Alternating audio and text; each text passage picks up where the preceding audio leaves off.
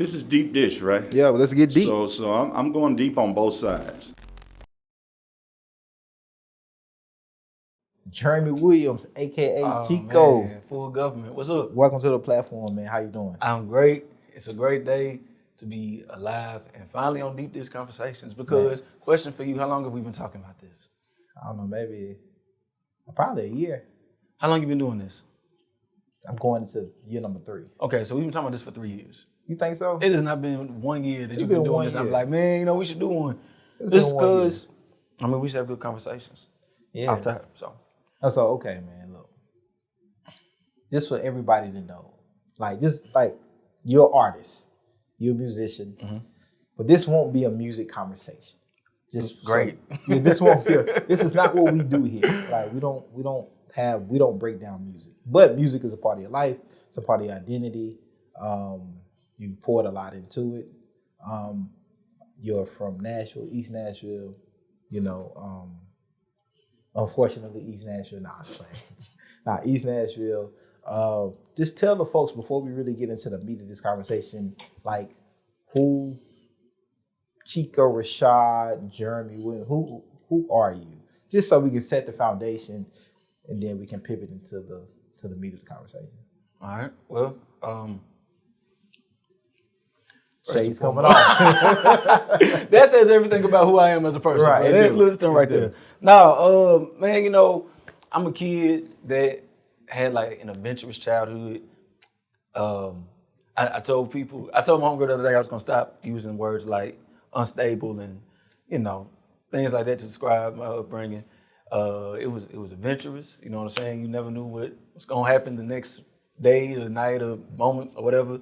But I was also like brought up with a lot of love. I come from a very, I won't say like prestigious family in Nashville, but like the family history I have runs deep in the city with my great-great-great-grandmother, Ella Shepherd Moore, being an original Fish Jubilee singer, composer, pianist for the original singers that did, sell the world, raising money to keep Fisk open. A lot of my childhood was spent at Fisk University. My great aunt was a historian for 40 years at the university before she passed in 2012. Ran a summer program that is still in existence, Fisk University Mini College. Actually, I think they've changed the name to honor her.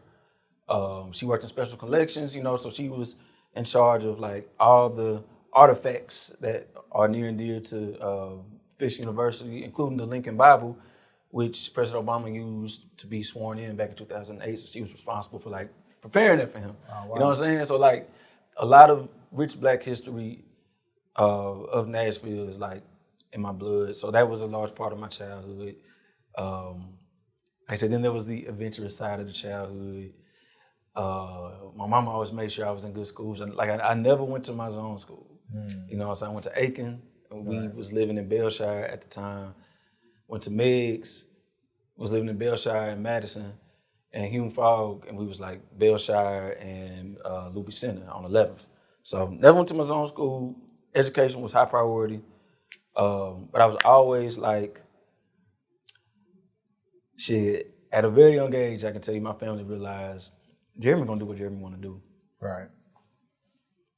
Jeremy could be wrong 9 times. If he's right the 10th time in his head, he was always right. Right. I feel like that's an important thing to have as long as you are like trying to do good things in life. You know what I'm saying? Yeah. And it's also something I learned from you. Because you said something to me, and I brought this up to you before, and I'm going to bring it up again. I asked this man about advice. And you said, I wasn't asking you for advice, just your ideas on advice. And you said, look, man, ain't nobody done what I'm trying to do. So who can I listen to? Yeah. That's real. You know what I'm saying? So with all that, like, I could say, like... advice can restrict you a little bit. Yeah, I agree. Because you got to think about it, like, especially during that time, I think when you asked me that, it's like, it was nobody in my immediate family or community that could, you know what I'm saying, that literally haven't done what I was doing or trying to do. And so, yeah, they could probably give me some insight on maybe some things, but it was limited perspective based on what they have and haven't done, right? Yeah. And that's with anybody. Yeah, and that's with anybody. And then like with advice sometimes come like people's own kind of fears, subconsciously or consciously, right? And so I just like, man, just do what you want to do. Yeah, and I agree with you. I agree with you. At the same time, like those people will express their fears to you with your best interest in mind. Yeah. Don't do this because I'm scared to do it. Right. I tried to do it, it didn't work out. Or even people will encourage you out of fear too. Yeah. I want you to do this because I wish I did. Right. So people start living vicariously through you. Yeah. I don't want to do none of that. I don't want nobody to live vicariously through me, and I don't want to live vicariously through anybody. Because at some point, I feel like when you start living through other people, you just completely giving up on yourself. You know what I'm saying? And I think a lot of times that comes with age. Yeah. Well, I didn't do this by a certain age, so I should stop trying. So when you said, like, you know, what's your goals for the year or whatever, like, can I, like, cuss on here? Yeah, man. Bro, fuck all that shit. All that shit is dumb because, woo, man, this goes into time and age and time. And time in itself is a restriction. You know what I'm saying? So, you know, age is just a longer measurement of time, age and year. You know what I'm saying? That's just a longer measurement of time. So if I don't do these certain things, these points, then I should just end it. But I promise you, on December 30th, I watched a 38-year-old drop 47, 10, and 9. At 38, he's not supposed to do that because our ideas of what 38 is supposed to be like. Right. You know what I'm saying? He's a LeBron fan. Absolutely. But even Kobe, you know what I'm saying? I mean, even though it was terribly inefficient, you know, he dropped 60 at age, well, I think he was 38. Yeah. He was 38. You know what I'm saying? So whatever those circumstances were, he still did something that he was not supposed to do based off our idea of time, age, and what comes with those things. I don't think it's just an idea, though, like with those things. I think, like, it's based off of, like, what hasn't happened historically at that age, too, that goes into why people believe that certain people can't do certain things, especially athletically. Yeah. So I don't just think it's about like, oh, they're 30. I think it's like, oh, everybody in the history of like this sport has not been able to maintain this level of play at this particular age. And that's where those, I think, projections come in, which I think are fair because like LeBron, Kobe, we talking about like 1% of the 1% in the sense. Yeah, but at the same time, like, okay, so, and then this be like my last sports analogy, but like the bar has now been moved.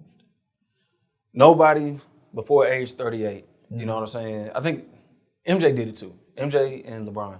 But now the way athletes prepare, pre-game, off-season, post-game, you're going to see somebody do what LeBron did at age like 43. And it'll be like Luka Doncic or somebody. You know what I'm saying? Like, I think a combination of things. It's a combination of things that go in like, there. Or it could be a nobody. Yeah, you know I'm saying, I think it's a combination of things. I think it's like rules of the game change, nutrition, technology, all of these things I think play a part of like why we will see like the longevity of players more frequently than we have in the past. Same thing with football. That's why Tom Brady can be doing what he doing at 45. Because the game has changed, becomes more finesse, more offensive, more protective of the quarterback per se. So yeah, I see that. But man, I wanna dive into some of the social things that I know you care about. Since this is, we explore social. We explore the perspectives of social change. And so I know mental health has been a real big thing for you, personally and musically, right? And you see today, like, you just seen Twitch, the DJ, 40 years old, commit suicide. I don't think he left anything behind, a note or anything that details why he did it, but like some will point to like mental health probably, right? And him and many others have. Adrian Boner just pulled out of a fight not too long ago because he said he needed to work on his mental health. So it's a lot of different personalities, different people that we know or don't know are recognizing the importance of mental health. and also, trying to seek help in some type of way, form, or fashion. What is your thoughts on mental health today and how us as a society are trying to be more accepting, even from employers, trying to get his help and, because in my opinion, I think, we all have some mental health issues, just especially if you're Black. And I just think that's passed down through our DNA personally. There's that trauma. But I just think this life, this society, this capitalistic world that we live in, I think perpetuates that. But So I'm gonna say this. go ahead. I love you Okay. because this will be the only time I ever answer any of these questions like this. Okay. I promise you that. And I do want to say that the term commit suicide is unfair. Okay. Kill yourself or kill themselves is the more proper term. Really? And that's something that I learned, since my situation. Right. I wasn't aware. But after, going to several... Is suicide just more like politically correct to say? No, so the way it was explained to me was like the idea of committing suicide criminalizes the person that killed themselves. Now, you can look at it that way, you know what I'm saying? I expressed that to you, but normally I'd just be like, okay, cool, like that's...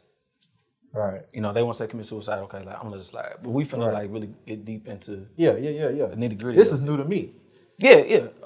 And hopefully, it's nothing that you ever have to really dive into. But what was the question? Like around like mental health. And then you were saying you gonna break down like it's not suicide, it's more so Kill yourself. they kill themselves. Yeah. Okay, so my whole thing with mental health, I don't know, man, like it's a lot of factors that go into it. I think mental health has just become one of those like umbrella terms, and because mental health can be a good thing. Right. He has mental health issues. I mean, but isn't everybody in some state of mental health? Yeah. Good or bad? Yeah. So to me, that's just like the whole term people of color, which I despise. Right. Like, nah, bro, I'm Black. He's Mexican. Yeah. We're minorities with two different needs. You can't treat us the same. Right. You know what I'm saying? So if somebody is dealing with anxiety or, versus somebody who's dealing with bulimia or something, you can't treat them the same. They don't get the same Band-Aid. Right. But it falls under the mental health umbrella. So I think we need to be more specific about, what people's needs are, people's concerns. I think it is cool that, like, people are, shedding more light into it, but it's like the more light that's shed on it. Do you think it's commercialized? That's what I was about to say. It dumbs down like how real it is. And we live in such a desensitized world because you want to see a dead body? Yeah. You ain't got to walk the train tracks no more with Doughboy. Yeah. Yeah. Get on your phone and watch somebody in real life die in real time. You know what I'm saying? Yeah. So it's kind of fucked up in that way. You have people out there doing the work. I was doing the work for a minute, but you know what that work started to do with me? What? Fuck with my mental health. So I said I can't do it no more. Yeah. I couldn't keep living in the past doing those workshops. Yeah. And if I'm being 100% honest, that's why my mama's not here no more. She lived too much of her life in the past. How did you navigate that for yourself? How did you find your mental health back in a good healthy way? Doing after the workshops and also with your mom's passing. I tell you this, man. Some stuff really threw me off. So my second workshop that I did, I partnered with an organization, and before I went up there and did my spiel, the woman called me the face of adverse childhood experience. Dang. And ACEs. ACEs. Yeah. And I was just like, oh, okay. But as time went on, I was like, man, fuck that, bro. Like, no, I am not that. I do not want to be the face of no sad shit, man. Because when you get around me, like, I can have these deep, in-depth conversations, but I'm goofy, bro. Yeah. I like to laugh. I like to joke. You know what I'm saying? I will definitely get into some deep conversations, but being the face of something like that to me just isn't balanced enough for who I am as a person Right. and who I want to be known for. You know what I'm saying? And for context, like, what was these workshops about? Because I know, but people Oh, listening. yeah. Okay, cool. So the very first one I did, I used songs I had written to talk about adverse childhood experiences. Right. So adverse, I'm so far removed now, I don't even remember like the technical definition of that.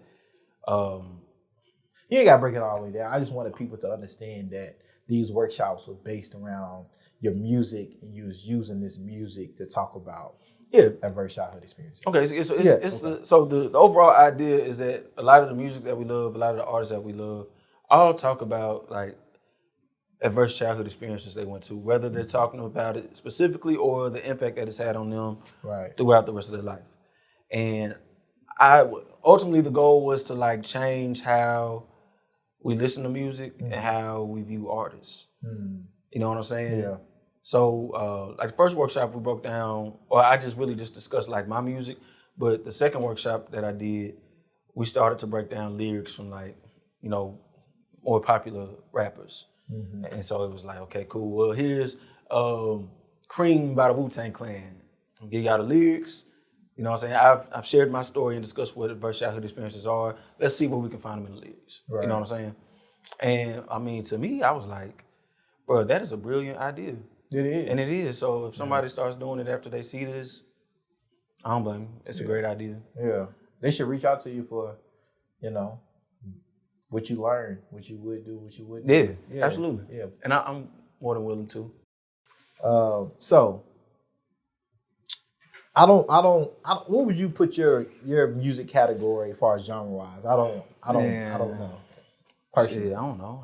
I don't want to box you in because you do a lot of stuff. But we just say I make music. You know what I'm saying? just music. Like, leave it at that. But the most popular music is hip hop, rap. I would say today throughout the world, right? Black music, right? We ain't gonna get into that, but we know our black music. Our music is black music.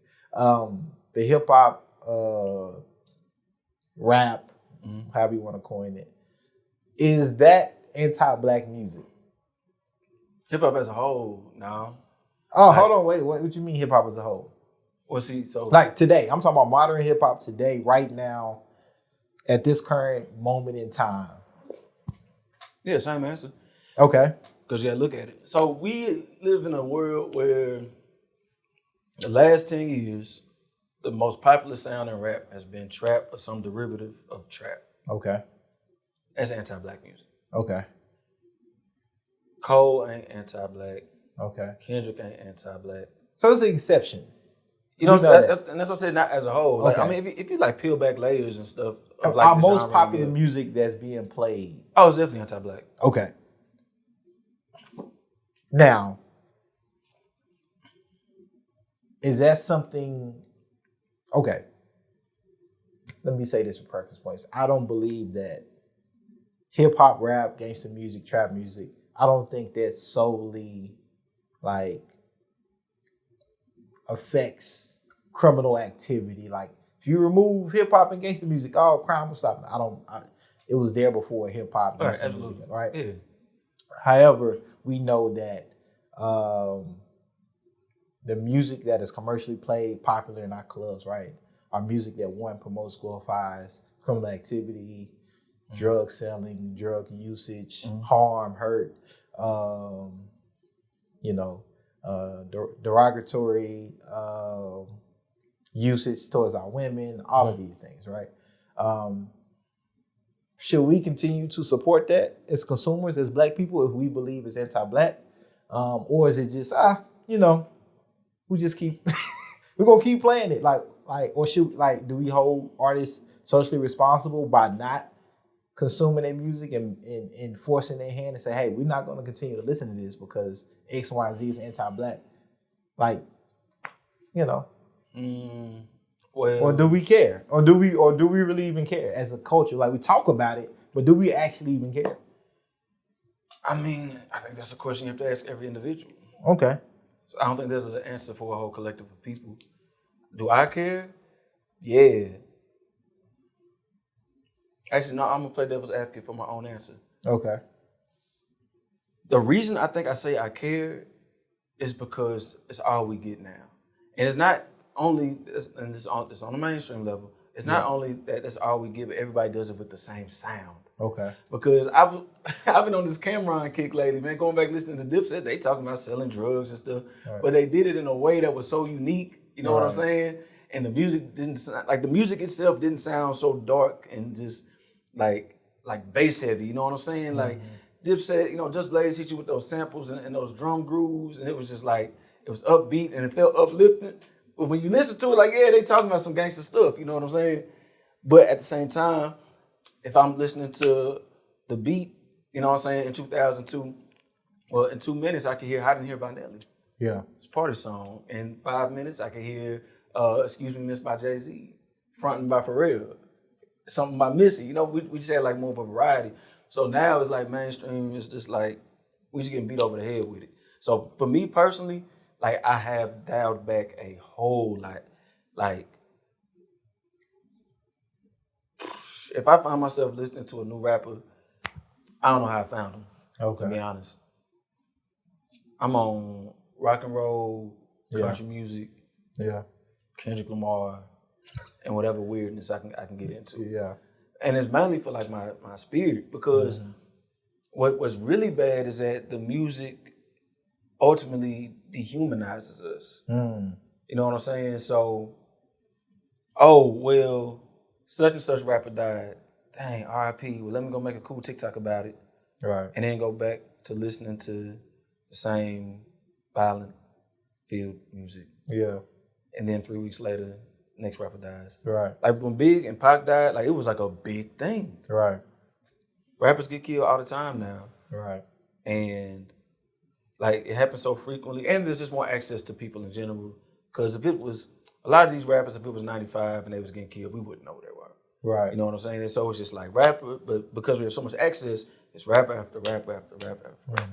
So you have no time to even like truly heal from it, and everything. The world is more of a stage now than it's ever been. You know what I'm saying? Yeah. So I don't think we give people enough time to actually heal. Like the people who were like really affected by this, the people who like didn't lose their favorite rapper but lost a loved one. Yeah. I don't think we give them time to like heal from it. And us as a world, we don't give ourselves time to heal from it. Right. And we're just right back at it. It's just like, it's like a three-headed monster that just comes at you regardless. It's hard to heal when you know what I'm saying, bills don't stop, you know, life don't stop. People still want things from you, need things from you. You still need things from others, people, or systems. So yeah, man, I don't think the society we currently live in is it's not meant to like allow us to. But when has any society ever been? At what point has society ever been built for that? And it should be, and this is a complete contradiction, not on your part, on society's part, because we're so, mental health. Yeah. But when it comes down to really trying to, but you know, people may not recognize, first off, how much time it takes after you lose a loved one violently. Yeah. To really like try to get, not even get over it, because it's nothing for you to get over. Right. It's something for you to accept. Right. Shit, that's really it. That's the biggest thing. It's just the acceptance piece. But I think like acceptance look different for everybody, right? Depending on the environment you grew up around, what you see. Like some people might have a year to grieve, and some people might only have 6 weeks. Some people only might have 6 days. It's like, all right, another person down in the dirt. All right, cool. Let me go back to participate in society. Let me go back to working. You know. Because if you've seen it so much, you get desensitized to it like you see. But if you see everybody else just moving along too and not dealing with their emotions that they might be feeling for whatever reason, like you may tend to handle it the same way. And so, yeah, man, I think we're gonna have to do something. We're gonna have to figure out something. Do you think being a rapper is the most dangerous job in the world? I've heard people, mostly rappers, say that, but I don't think it is either. But what What rappers have you heard say this? Well, I heard like Boosie say that. I heard like Jim Jones say what's that. Boosie rap about? What does Jim Jones rap about? Yeah, exactly. Like to my point exactly. Ain't nobody trying to kill Flo Rida. And he used to be out there. Ain't nobody trying to kill Lil Nas X, man. And that's why I think it's like whatever you manifesting, like you gotta sow them seeds. You gotta reap what you sow, man. Like whether you was a rapper or not, the lifestyle. If that is your lifestyle, rapper or not, you're living a dangerous lifestyle. I've been asking this question to myself lately. It's like, do black people really love black people? And like we say it. Mm-hmm. Some of us like show it. But as a group, I don't know, man. Like I don't really know if we really love one another and like care about each other's well-being, health wise, like we say we do through our actions. And I know a lot of stuff come with that. Like a lot of people will point to, oh well this happened and that happened and these systems are doing this. True, but like it still come down to a lot of stuff is like personal choice, right? Like decision. Like, but people don't understand how much personal choice they have. Break that down. You know what I'm saying? Like literally, I chose to text you the other day. Right. When I found out you had another guest on here. Right. And say, hey, how he go before me? Right. And then you chose to say, cool, well, let's do it. Right. And then we chose to have a conversation about doing it. Then I chose to get in my car. I chose to pay my bills. Yeah. I chose to put gas in my car. Yeah. I chose to drive over here. I chose to put on my left shoe before I put on my right shoe. I chose to take these glasses off and put them back on. Like your personal choice is so much deeper than people think. I agree. You get caught up in the system working a 9 to 5. Oh man, I have to go to work. Well, you don't. You're choosing to go to work. And you know why you're choosing to go to work? Because the consequences of going to work are not as heavy as the consequences of not going to work in your mind. Yeah. Everything is about consequences. Mm-hmm. These consequences suit you a little better. You can deal with these more than those. Mm-hmm. So that's what all your choices are based off. Based off comfortability. Yeah, like literally, that's all it is. So, So I put up we'll talk about comfortability. Well, you know this because we was talking about it. Yeah. You know what I'm saying? I said all black people are buck broke. Yeah. And it started a nice little dialogue on Facebook. Mm-hmm. And so what are your thoughts on that? Are all black people buck broke? Man, after you explained it to me, I was like, yeah, it really ain't no arguing with that one. You know what I'm saying? But I mean, it's like isn't it amazing though? But it's not even that deep. You know what I'm saying? It's not. It's just the terminology. The term that you use is more like upsetting probably than like what you were actually saying. Because to fit into any institution or society, you have to be. Well, and even more than that, it's like for black people, is specifically historical context on this country, right? Yeah. The understanding what buck broke means, right? Understanding like what that did mentally to other black slaves, right? Yeah. You know what I'm saying? You see somebody get hung, whipped, okay, yeah.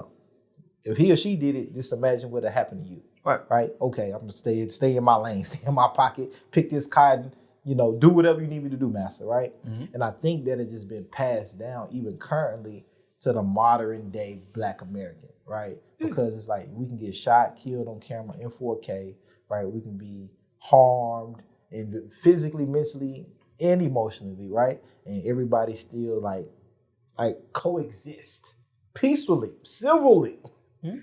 with the system that is perpetuating this, with people that are perpetuating this. And you hear many of us echo a lot of times, man, if I was a slave, if I was back then, I would have been whoop, whoop, whoop, whoop, whoop. I would have done this, I would have done that. No, you wouldn't. Because if you're not doing it now, like what make you think you believe you was going to do it back then? Oh, no, I'm with you 100%. Right? I'm with you 100%. But don't that blow your mind psychologically? Yeah, but that also then goes back to choice. Yeah. The consequences of crashing out. The consequences of being buck broken and, meshing with the society. That's wild. Are like more comfortable than not. Yeah. So don't nobody, 99.9% of people don't want to be no martyr. They don't want to crash out. Yeah, why? Yeah. But so how do we really how is any type of social economic change ever going to happen? It's not. Bro, it's all. Well, all this is a game that was built long before you and I were born. So time out. Hold on. Wait a minute. So you're telling me right now, today, that there will be no significant social or economic progress for Black people in this country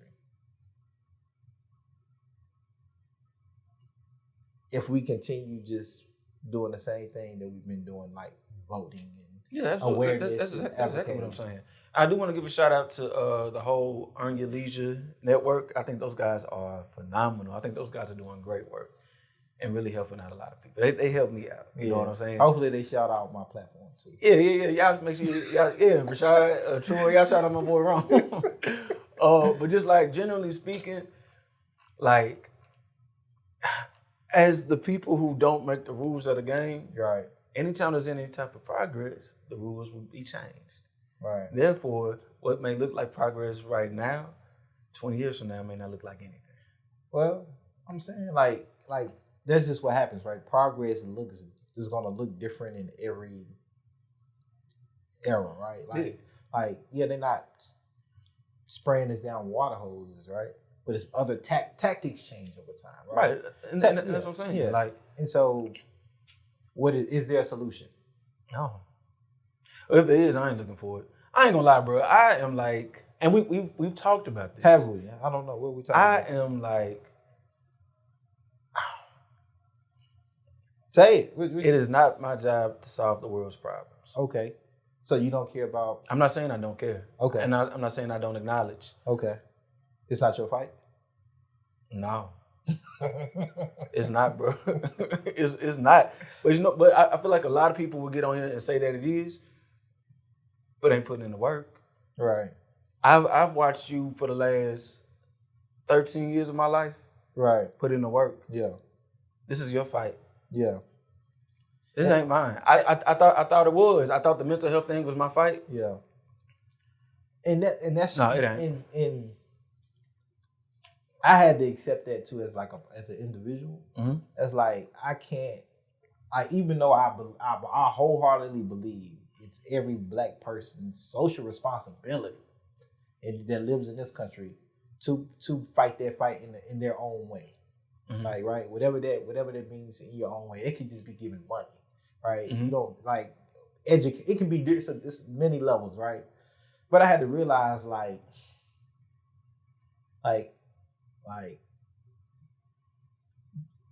this color thing, this race thing has really socially restricted how many of us live our lives, right? Because we make that choice. We're gonna make the choices, right? We choose to not maybe date a particular type of ethnic group when it comes to women or men, depending on your preference, because of historical context based on your color, right? We may choose to not participate in particular profession or sport because of that's not for Black people, right? Black people don't do that. Black people don't eat that, or Black people eat we put these social constructs even on ourselves, wrongfully or rightfully so, because harm has happened historically based on color. Let me add that real quick. You said those social constraints that we put on ourselves. That's because for too long we have allowed this white society to determine what Blackness is. Yeah. Joe Biden literally said, if you don't vote for me, you ain't Black. Yeah. What? Yeah. What? Yeah. The assumption that when you're Black and you play sports, we let white society decide what Black is. I don't think we let them.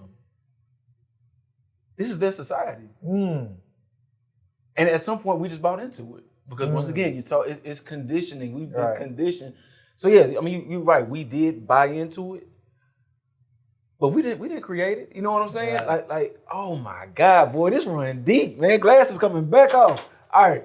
So even going back to propaganda around Black people, post-slavery. Okay. When they painted us to be gorillas. Yeah, and just sex crazed. Right. You know what I'm saying? Like, right. so Women like, with rotund, Yes. big booties. Yeah. so the branding started forever ago. Yeah. We didn't have a say so in that. Right.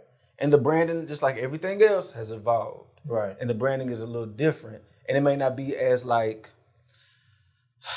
I guess if there's microaggressions, there's macroaggressions. What we just described in my mind are macroaggressions and the more micro now. Overt and covert. Yeah, it's a lot more covert is when Yeah. it's like low key type shit, Yeah. right? Yeah.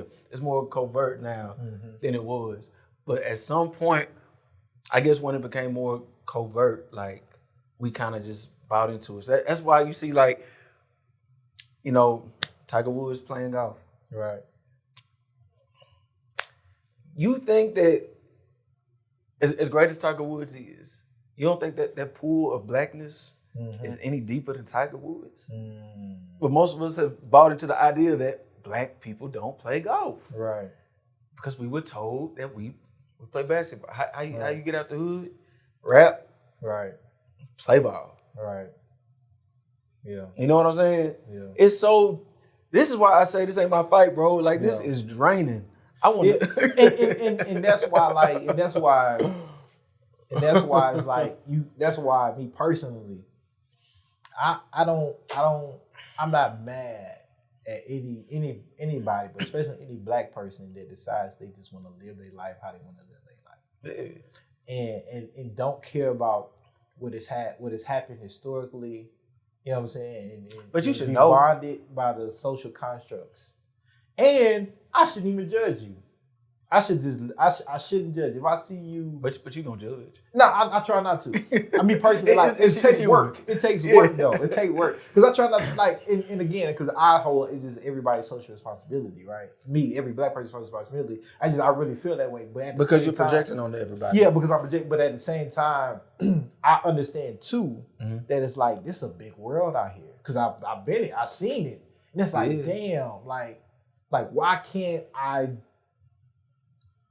How come I just can't just say, okay, let me personally not think about the color of my skin, but then I think about like I have to because like it can be danger.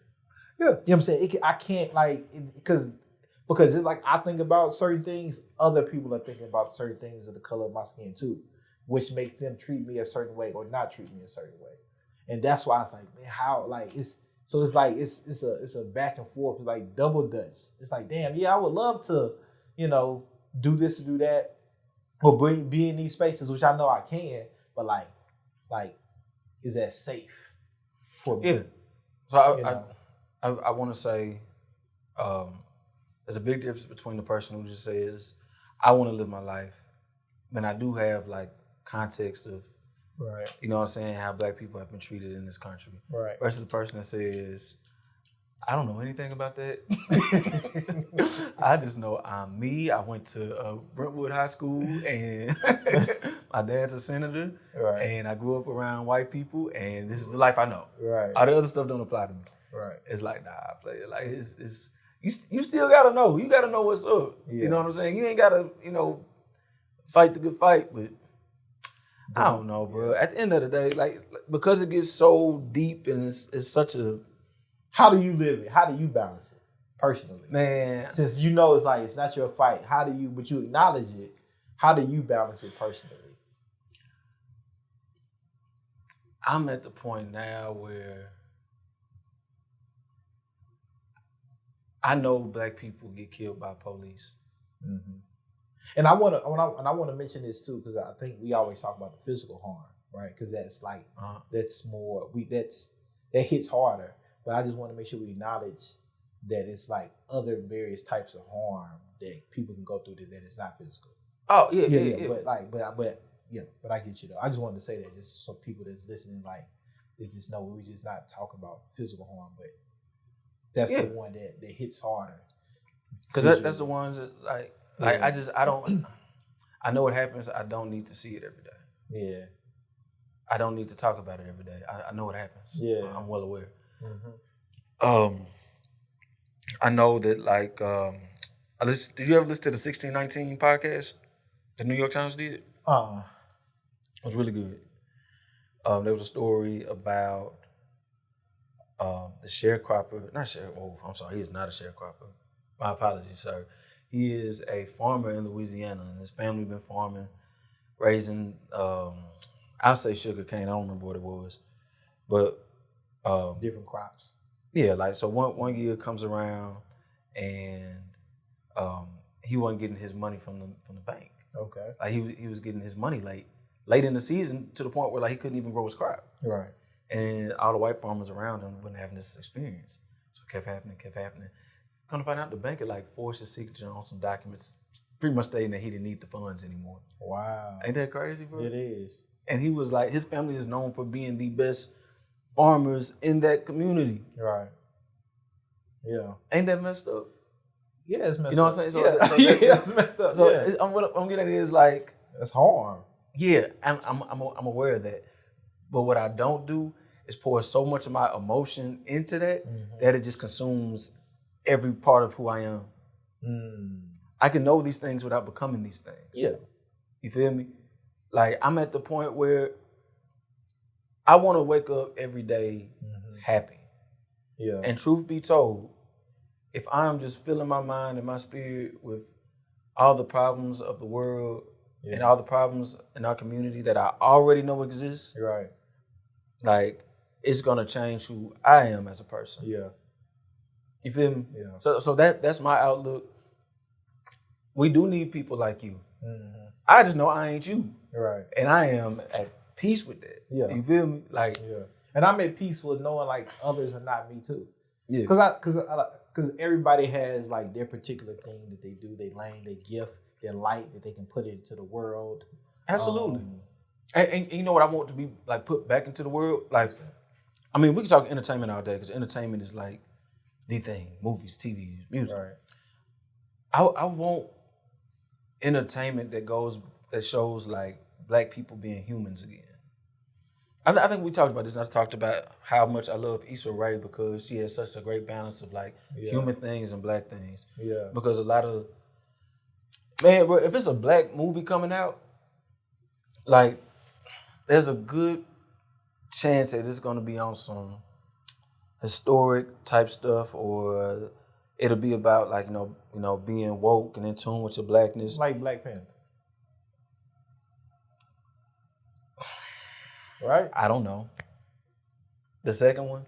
I'm saying And I the think first both, one? I think both of them. I think they both had historical context to like history or like some type of historical context to like black struggle, black barriers, black fight. Yeah. Subliminally or directly.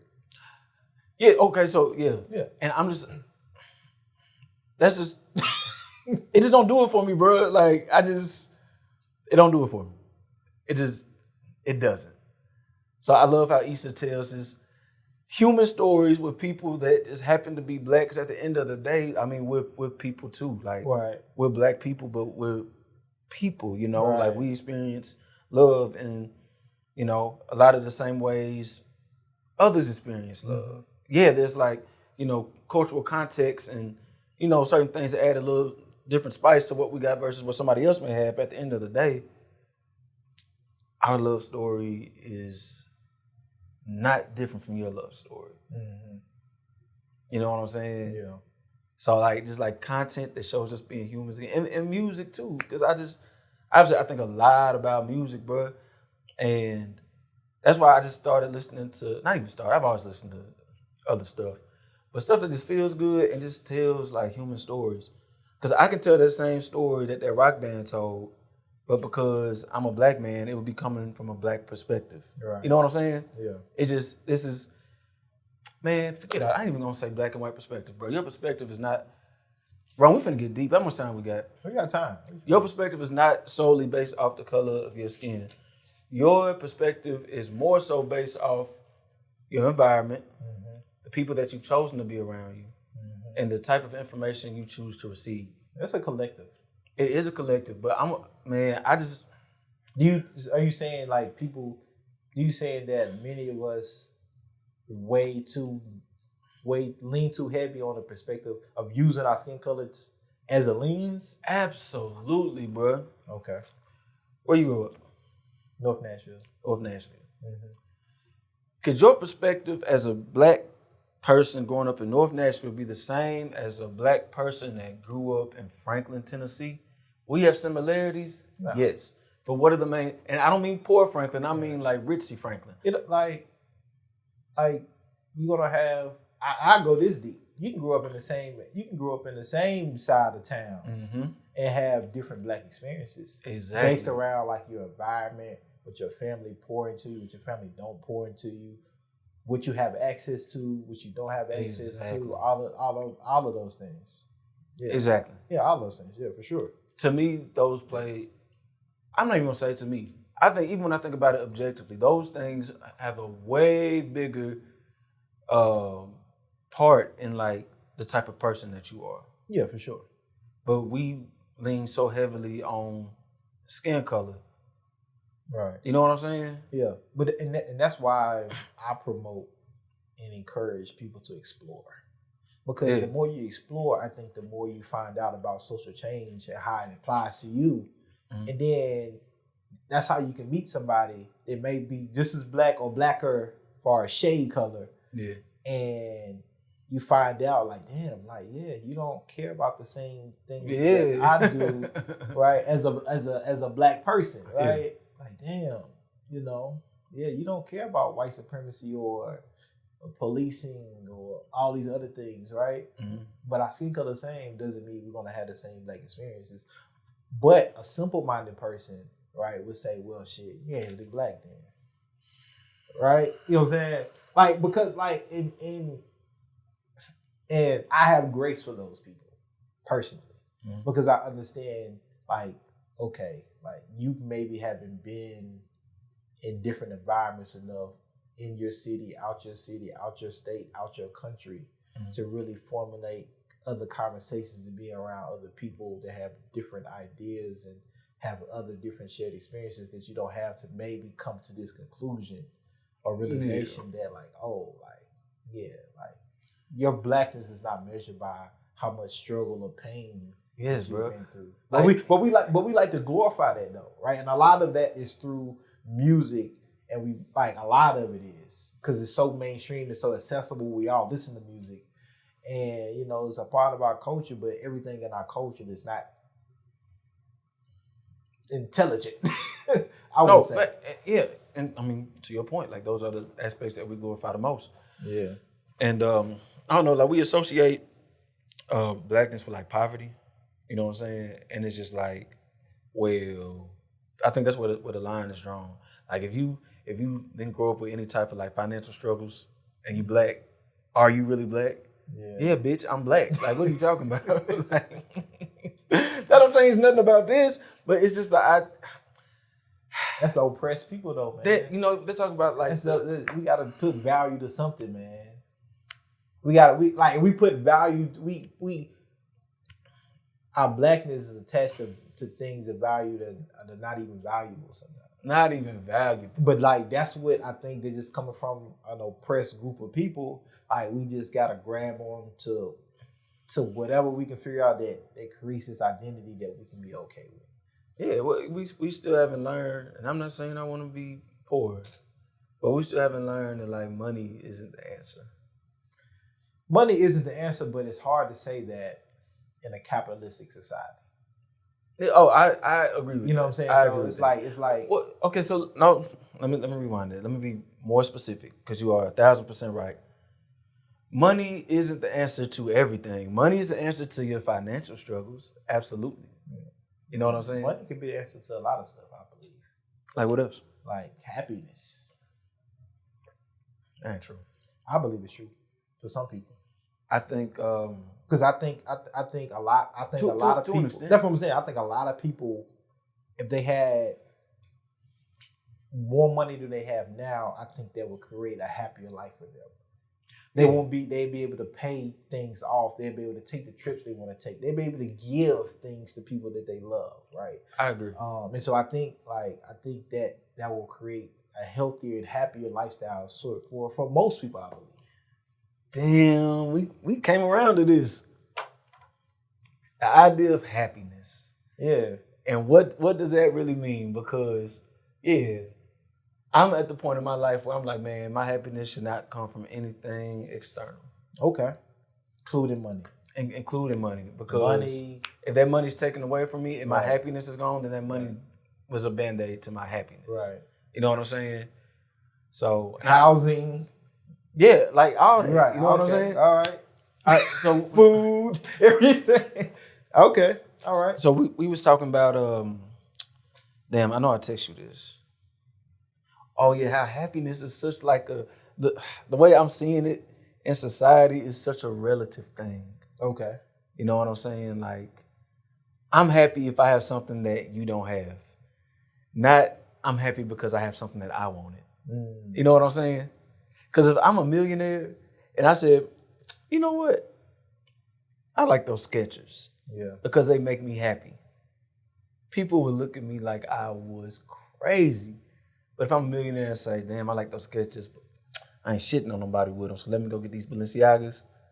Yeah. You know what I'm saying? It's like, Man, it's crazy. And But you know, it's a sickness. but I think that's conditioning too. Just like when you don't know your value or your worth, right? Mm-hmm. You have to show your value or worth with external things, and that's how many of us judge each other, right? Absolutely. A lot of times, especially, I think it goes to like lived experiences and like kind of whatever you come to feel for your own internal use, right? Mm-hmm. I know, like me personally, like I know the type of shoes you have on or watch you wear, they could be all of a side. That could be, you know what I'm saying? You can be, as long as you're happy with that, but you can be a multimillionaire and just in a jumpsuit and some Skechers on. Like I get that, but like growing up as a young kid, like if you didn't wear this, if you didn't wear that, I might not have thought you was wealthy, right? Or had money, right? But I just think like again, like specifically with black folks, like when you don't have, like if you're already being told that you're not nothing, that you're invaluable. Yeah. So now you got to create these valuable measurements within your own kind of group. Like, okay, well, you got on Jordans. Okay, you got on polos. Or you have South Pole or whatever. Jabos, or all of these things. And right? I'm so fine with that. The problem I have is when you look at the people who don't have them and you try to shit on them. Yeah, no. That's what the problem That's lies, part you know of what I'm it. saying? That's part of it too. Now I'm a joke on you. Yeah. I'm a burn on you because you don't have it, right? Yeah. Yeah. That shit ain't cool, man. I think It's like, because you brought up like, being young. So, okay, school. So when you're in school is one thing. But now it's like, you get on social media, man, it's niggas 50 years old doing that shit. And it's like, you gotta have grace with them, man. Know why? Because a lot of them, like that's all they know. That's all they want to know, and they comfortable with that because that gives them value, and that gives them value to the people that they're around. You know what I'm saying? You ever notice that? Like their value is like based on like the people that you're around. So the people that you're around only value that. That's what you gonna care about. Yeah. You said something to me, man, that was kind of wild. You said, I'm getting tired of awareness. I'm getting tired of people just making me aware. Motherfucker, I'm aware. I know what's going on. Dive a little deeper on that, man, on why you getting sick of awareness and what are people make you aware of that you're tired about. And then what would you rather see more of than just awareness or advocacy? Well, I already brought up like the police brutality. Yeah.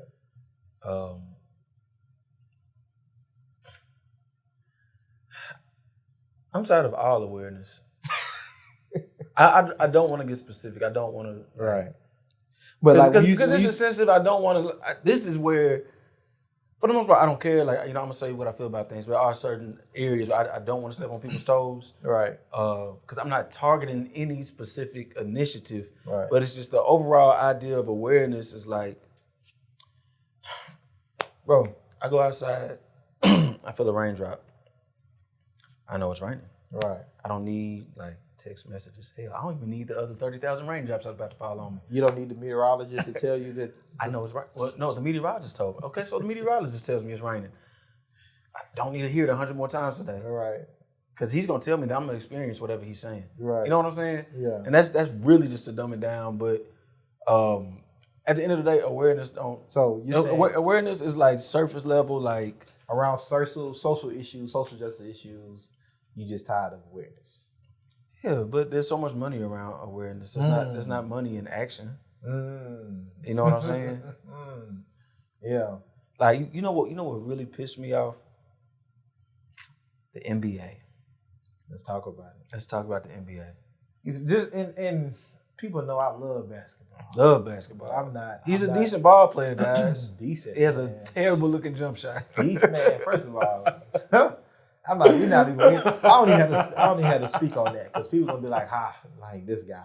But anyway, anyway, you know, I personally have chosen not to participate in watching the NBA and the NFL. But yeah, what about the NBA, man? Oh man, the bubble. What about The bubble with Black Lives Matters on the court. Okay. Man, that pissed me off so much because it don't do nothing. It just does nothing. It does nothing. You mean to tell me somebody in America?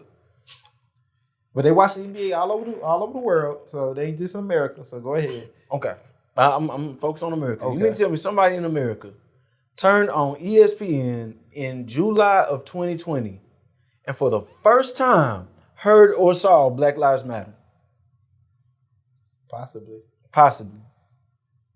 Possibly. Don't play devil's advocate. Possibly. Because if you're an NBA fan, you are in tune to a lot of other like things that are normal in society. Yeah, but if you're an NBA fan, and maybe, and this is me being devil's advocate, and maybe I'm an NBA fan, maybe I did hear about Black Lives Matter, right? Mm-hmm. But maybe I just on a surface level. But then I see the NBA care about it, and because I care about the NBA, maybe I do a little more research. Maybe I even donate. Maybe I look deeper into these causes. I think to me, like it's surface level awareness and advocacy, but I think it can have not for everybody, but I think it could make somebody who's not all the way in maybe go a little further deeper into finding out about the issues because they're watching a program or a team or a player speak about it or care about it. That's what I think. That's what I think. Like those things do personally.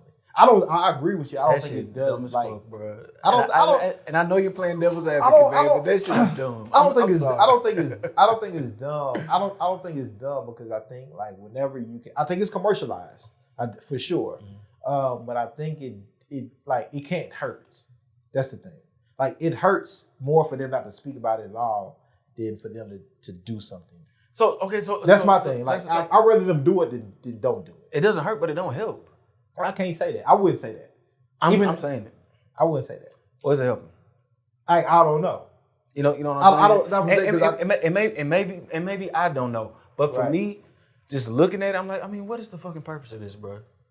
We know the purpose of it. Come on, like we know the purpose of it. We know the purpose of it. Like we're not gonna act like we don't know the purpose. We know the purpose. And the problem with it. We know that it's for the NBA to be on the right side of social justice. The right side of social justice. we know it's commercialized. We know we know what it's about. So we're gonna put Black Lives Matter on the court, but during the warm up we're gonna play a rap song with a nigga talking about killing another nigga. But we got Black Lives Matter on the court. It's all a fucking contradiction, bro. Yeah. And that's the point. That's the part that makes me mad. And like you see, like now my voice done changed. Because it's sickening, bro. It's like stop acting like you care. You don't care. But you know what I think?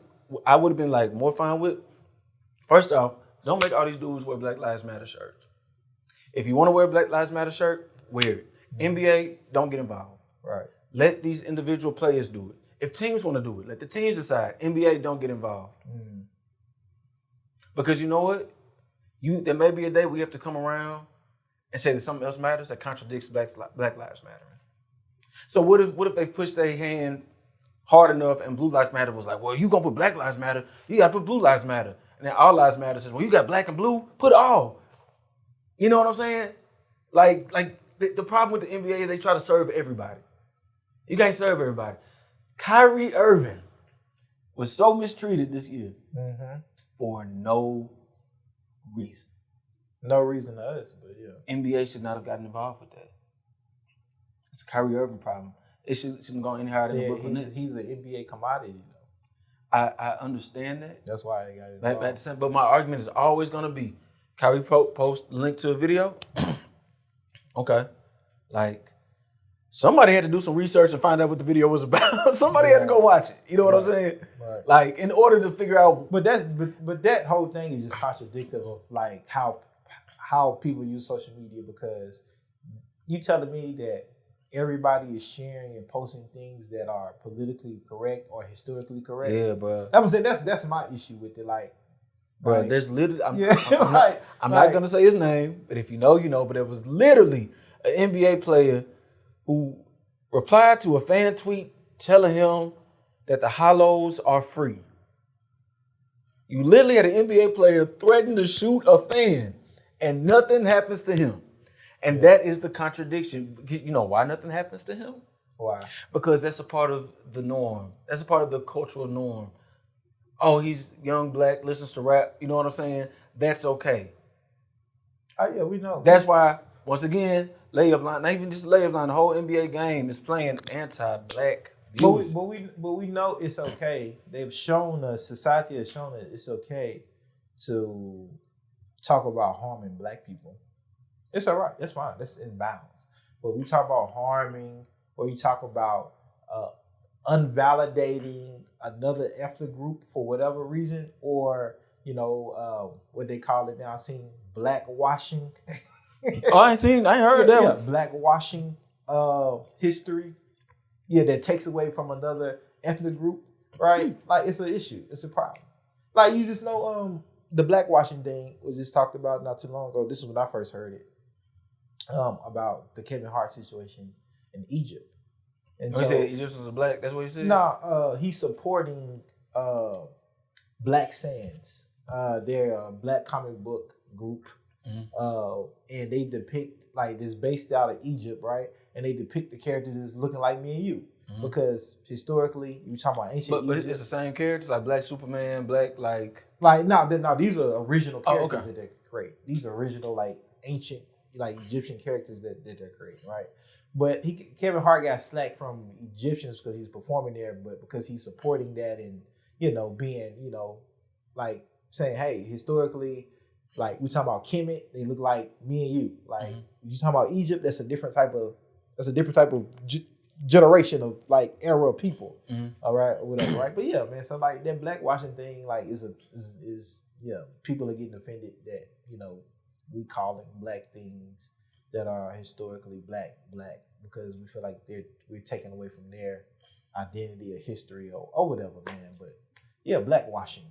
But we know what it is though. Like we see it through history, right? It's okay to talk about black people killing black people, using the derogatory words towards black women, et cetera, et cetera. But you say something about Jews, white people, gays, or anything like that. It's like it's a different type of repercussion. It's a different type of consequence. Well, and that's what. So another way to say that is we've been told that it's acceptable for us not to love ourselves. Yeah. Because we profit off of not loving ourselves. Facts.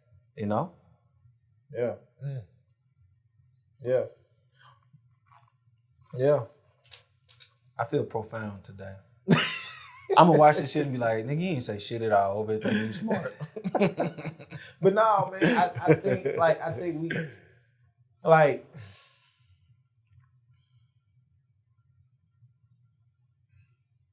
This is my issue. Well, this is my gripe, and I think this is like this buck broken thing again. Like, why is a Kyrie even still playing in the NBA? Like I think, like, if we know, right, like black athletes make up 80% of the NBA, right? All of the owners except one is black, right? All the owners are white, and then we have Michael Jordan is black, right? But if we know the commodity, the people bringing the revenue, 80% of those people look like me and you, right? And if they know they are working for an employer that, you know, is systemically, you know, anti-black, it's going to be prejudiced and discriminatory when it comes to black athletes. Why continue to participate in that system? Right? That's always my question. And then it's the only system for them to participate in.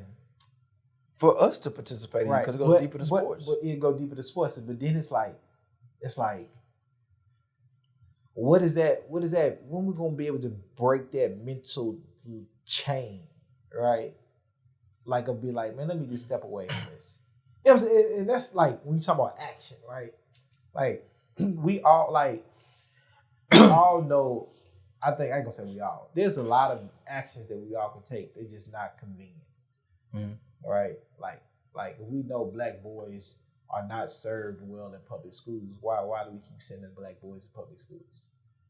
Right? Why don't we just all collectively take all our black boys out at one time and then make them create policies and things that, because if we take out our black boys out of schools, they lose money, they lose fun. Like those simple things, those simple tactics. And how come let's go back to that? Right, it comes down to, but it comes. I don't even think it comes down to like just money, but conveniency again.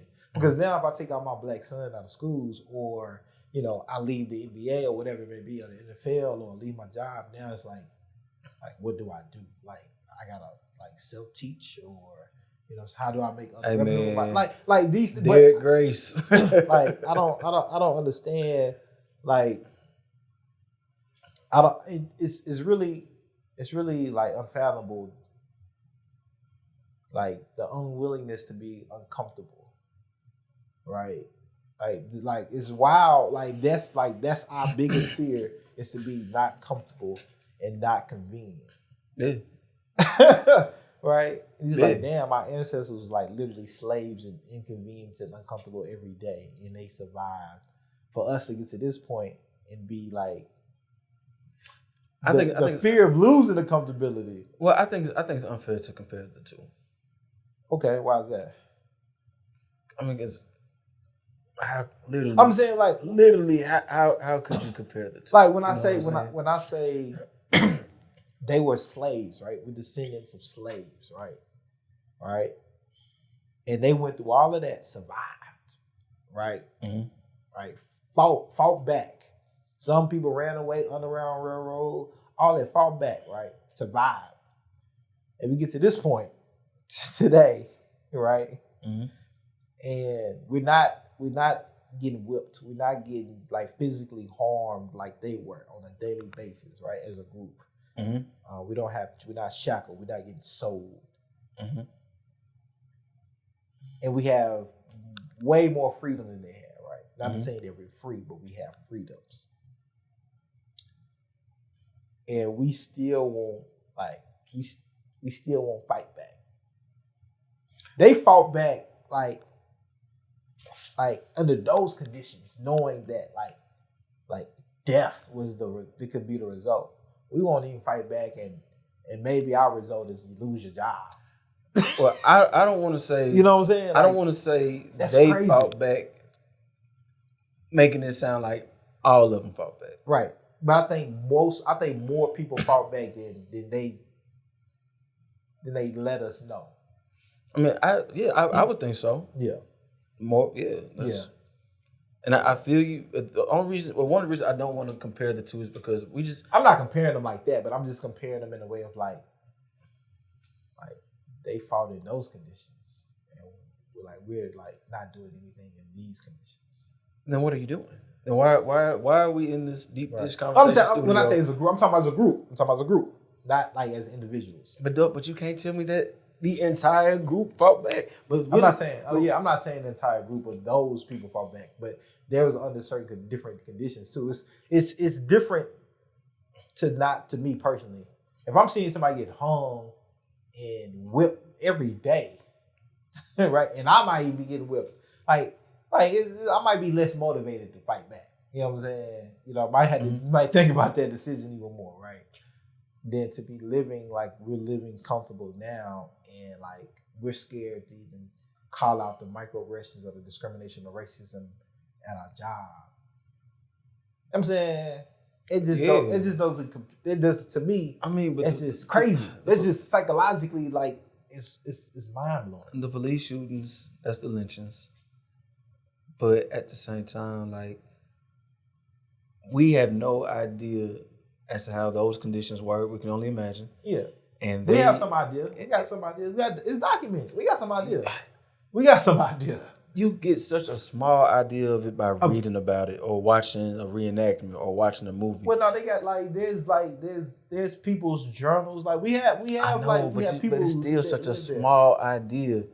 And we have Jim Crow. That people from Jim Crow is still alive. Even that time, people still get hung. But you're still getting secondhand information. Is what I'm getting at because you didn't live it. No, I didn't live it, but it's a primary firsthand source though. First-hand source, but you're receiving it secondhand. Yeah, because you're not writing it. Yeah, you know what I'm saying. Yeah. So I just like, well, they did this. That game was so different. You know what I'm saying? It's the rules of the games have changed. So tactics have changed. Yeah. So fighting looks different. Fighting looks different, bro. Fighting looks different. Fighting is fighting. This whole fighting, shit fighting is you fighting. Yeah, but fighting is fighting though. Like when I say fight, there's fighting. There's different ways to fight, but fighting is always fighting, right? They fought with propaganda. We just talked about that, right? Yeah, they fought with the crazy. media, right? They're great at it. Right? They fight with the media, right? They fight with physical force, right? They fought with using the religion, right? They're that same fight is still being fought today. They like tactics have changed, but they're still using the same tools. Right? And like, yeah, we still complying. Like we're still being civil. Yeah, and I believe. I don't want to. No, you're right. I just don't want to compare today to yesterday. I guess I'm trying to remember your original statement. I was like, because you were like, they went through that, and we can't even do blah blah blah. Yeah, but the reaction, because this is not our game. Anything we do is reactive. Right. So we're still being reactive, but because their actions look different from how they did then, our reactions now I think that's the problem. Look different. And I'm not gonna disagree with you on that. Playing defense instead of offense. So if you as the people who did not create the game, how do we play offense? Well, like the problem is, I don't even think it's the game. The problem is like when you're playing a game and somebody else is cheating and you're trying to play fair, you're gonna lose. We know who's cheating. We know who's trying to play fair, right? And so, like, that's because we're the nicest people on planet Earth, bro. Right? You know what I'm saying? We have to be. Goddamn, we gotta be. We gotta be. Right? We gotta be. And it's funny, man. When I made that like Buck Broke post on Facebook, I had a white friend of mine say, "Hey, that's why, you all will be first in the kingdom of heaven." Oh, fuck all that. And some other stuff, right? And I was like, first of all, like in my mind, like I didn't even respond to it. You know what I'm saying? Because in my mind, I was like, I appreciate the post because he acknowledged his white privilege and everything. Woo. Like he acknowledged some things, but that whole kingdom of heaven thing, right? Because not only white people carry that, black people carry that too. And I'm like, so you telling me, in my mind, first off, I don't even know if heaven is real. It is. That's something. I'll explain it. Okay, that's something that's like from a religious perspective, heaven being like leaving and going to sit with Jesus and God. That's all faith based. Okay, and so you telling me just that's a possibility, right? But nobody has came back down and told us, hey, yeah, it's lit up here, right? That haven't happened yet. From my knowledge. And then secondly, you telling me I had to go through oppression, discrimination, getting beat, killed, raped, all of these things, right? Right? To possibly be first, like in a place that I don't even know personally exists, And so it's like, why can't have my heaven on earth? But that's just me. That's just me from that comment, but yeah, man. So you can. Heaven is all about the now and being present. Okay. Heaven is a mind state. The only place you're gonna find heaven is on earth in whatever current moment you're in. Yep. Now, as far as He was talking about religiously. Oh no, I'm about to get into that Yeah. because by the logic of, well, that's why black people be the first in the kingdom of heaven. Okay, so I need to know if heaven has like a capacity. You know what I'm saying? Because if it doesn't, like there's been so many black people who have suffered now to live there in the afterlife. If I die and go to heaven as a black person and I see white people up there, I'm gonna be mad as fuck. Cause you mean to tell me that I could have like been the creator of my own game and oppressed people and still made it up here? So what the fuck was all that suffering for? Yeah. Nah, man. Like, and then again, like that's all faith based. You gotta, and then you gotta think about the oppressors use the religion, the same religion that many of us pray to and serve today to enslave us. So that's a slippery slope. I don't think that's slippery. You know what I'm saying? But it's like, you know what I'm saying? Like that's why I'm just like, man, look, man, I'm not subscribing, and I'm not there yet, but I'm definitely working on it. I learned yesterday that January 1st was not always the new year. It wasn't always day one. I learned that January and February weren't even months yet. It's like the Gregorian calendar, some shit. And you know what I said to myself? The only things that are real on this earth are the things that you believe to be real. Ain't none of that shit real, bro. And then it don't even make sense. Like, there was like, New Year's used to start in March. Well, that makes sense, because guess what else starts in March? Spring. Yeah. And what is spring? It's like the rebirth. Right. So here we are in the dead of the winter. You know what I'm saying? Well, I'm just. But this all, it's all, those like all of these things have just been man choices, right? Exactly. That's why I don't partake in nothing. But you got to, because you participate in the system that partakes. I'm gonna be a sovereign citizen first, and then I'm gonna go live in the woods. Good luck.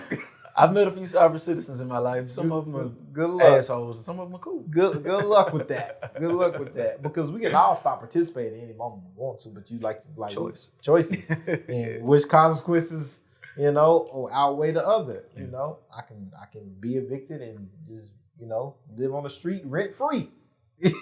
Right? And and you can try to beg and steal for food or whatever you want to do, but like that comes with a different way of living and stuff like that. So, what do you think about death? Is that something that's on your mind? Do you care about that? Yeah, my mom just died. Think about that all the time.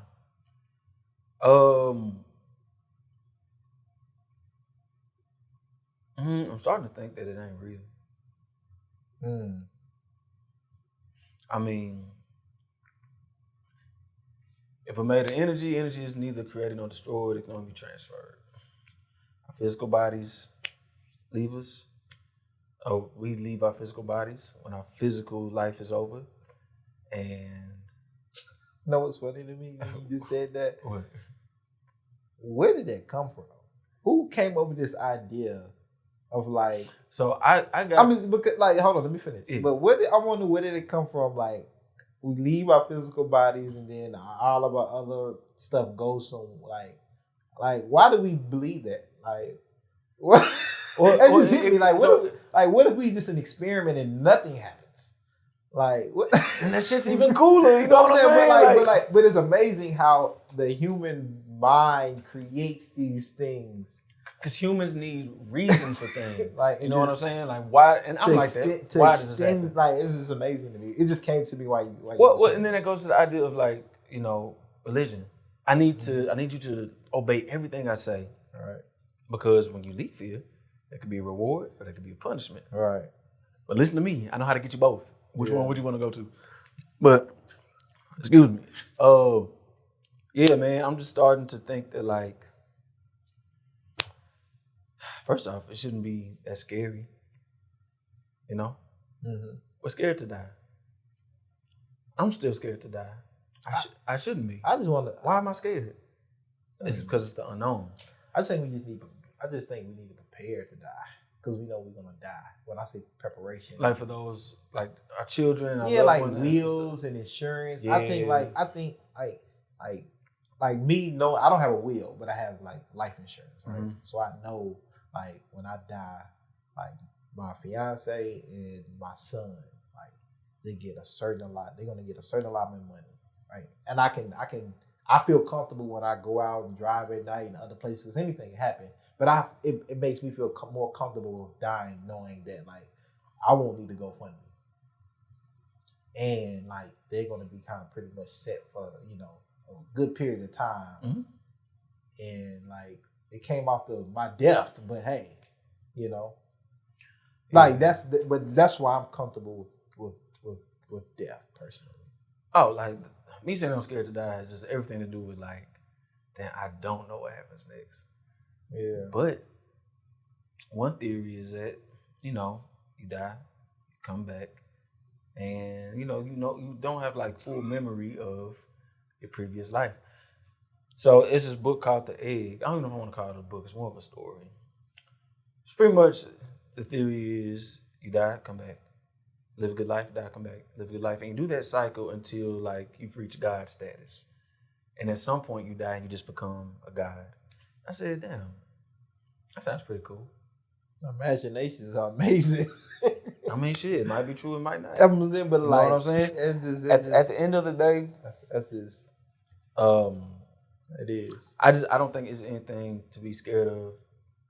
It's inevitable, and I think we need to I don't give a fuck what y'all do.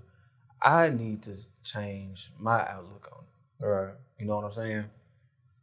Like If when I die, so I'm gonna tell you what we did at my mama's services, bro. okay.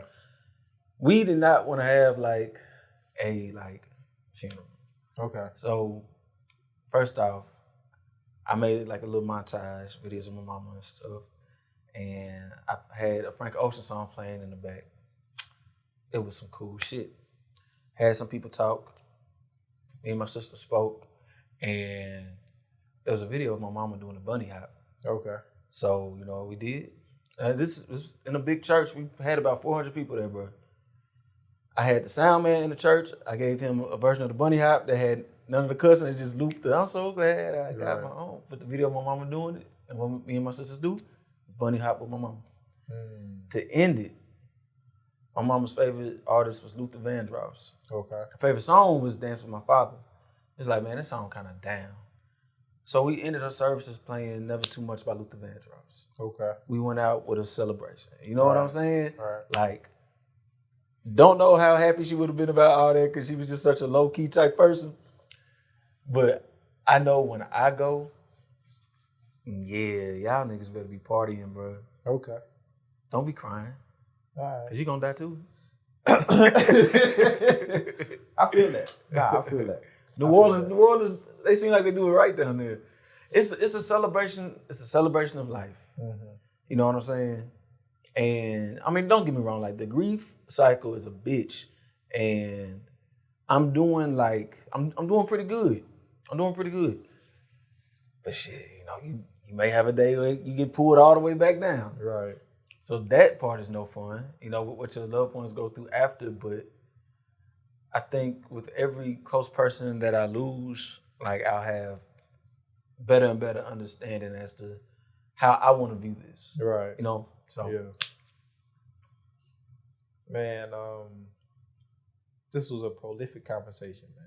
You say it to everybody? No, I don't. All right. I don't think I've ever said prolific in general.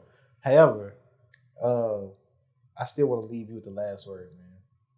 Is there anything else you want to say, man, to the people listening, to the people watching around this life, social change, man? Any encouragement? I got you. I'm gonna let you Ladies. into there, and then tell people where they can, find your music and stuff like that. You can find, ladies and gentlemen, this contradicts everything that is going on in this room.